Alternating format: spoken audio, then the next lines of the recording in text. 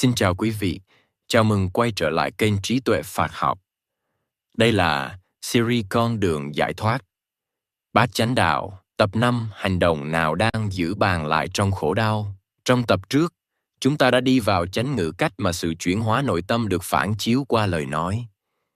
Chúng ta đã thấy rằng lời nói không chỉ là phương tiện giao tiếp, mà còn là một trong những nguồn tạo nghiệp mạnh mẽ nhất. Chánh ngữ giúp con người học cách nói đúng sự thật, đúng thời điểm và mang lại lợi ích, từ đó giảm thiểu xung đột và khổ đau trong các mối quan hệ. Sau khi nội tâm đã bắt đầu chuyển hóa qua chánh kiến và chánh tư duy, và sự chuyển hóa ấy được biểu hiện ra ngoài bằng lời nói qua chánh ngữ, thì bước tiếp theo không thể tránh khỏi chính là hành động. Bởi vì con người không chỉ sống bằng suy nghĩ và lời nói, mà còn để lại dấu ấn rất rõ ràng qua những gì mình làm mỗi ngày. Và đó là lý do vì sao trong Bát Chánh Đạo, chánh nghiệp được đặt ngay sau chánh ngữ. Chánh nghiệp nói một cách giản dị là hành động đúng. Nhưng đúng ở đây không phải là đúng theo chuẩn mực xã hội, cũng không phải là đúng theo cảm xúc nhất thời. Chánh nghiệp là hành động phù hợp với trí tuệ và lòng tự, là những hành vi không tạo thêm khổ đau cho mình và cho người khác. Trong giáo lý, Đức Phật nêu ra 3 loại hành động sai lạc căn bản mà con người cần từ bỏ để thiết lập chánh nghiệp. Thứ nhất là sát sinh hay làm tổn hại sự sống. Khi hành động tước đoạt mạng sống của kẻ khác, dù trực tiếp hay gián tiếp, thì trong tâm đã có mặt của bạo lực, sợ hãi và vô minh. Hành động ấy không chỉ gây đau khổ cho đối tượng bị hại, mà còn gieo vào tâm người thực hiện những hạt giống bất an. Chánh nghiệp không chỉ là không giết hại, mà còn là sự nuôi dưỡng tâm tôn trọng sự sống, ý thức được rằng mọi sinh linh đều mong cầu được an lành và tồn tại. Thứ hai là trộm cắp, hay lấy những gì không được cho. Khi chiếm đoạt tài sản, thời gian, công sức hay quyền lợi của người khác, con người đang nuôi lớn tâm tham và sự bất chấp. Hành động ấy phá vỡ nền tảng của sự tin cậy trong xã hội và đồng thời làm cho chính người thực hiện ngày càng bị trói buộc vào nỗi sợ mất mát.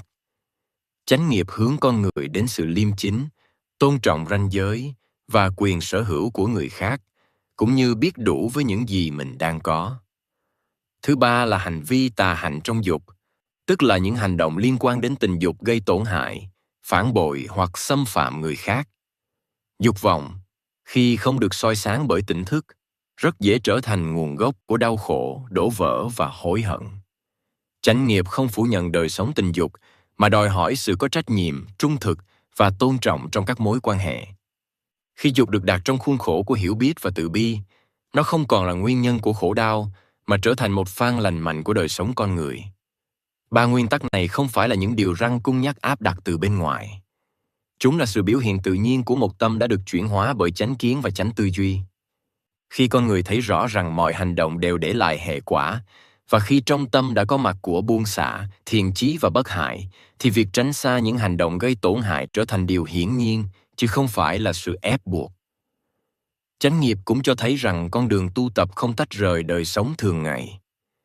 Từ không phải là những giờ phút ngồi yên trong thiền đường, mà còn là cách ta hành xử trong gia đình, nơi làm việc và ngoài xã hội. Mỗi hành động nhỏ khi được thực hiện với tỉnh thức đều có khả năng hoặc nuôi dưỡng an lạc, hoặc gieo thêm mầm khổ đau. Khi hành động đã được đặt trên nền tảng đúng đắn, đời sống bắt đầu có một sự trong sáng nhất định. Nhưng con người không chỉ sống bằng những hành động đơn lẻ. Cách ta kiếm sống, cách ta nuôi dưỡng bản thân và gia đình mỗi ngày cũng có ảnh hưởng sâu sắc đến tâm thức.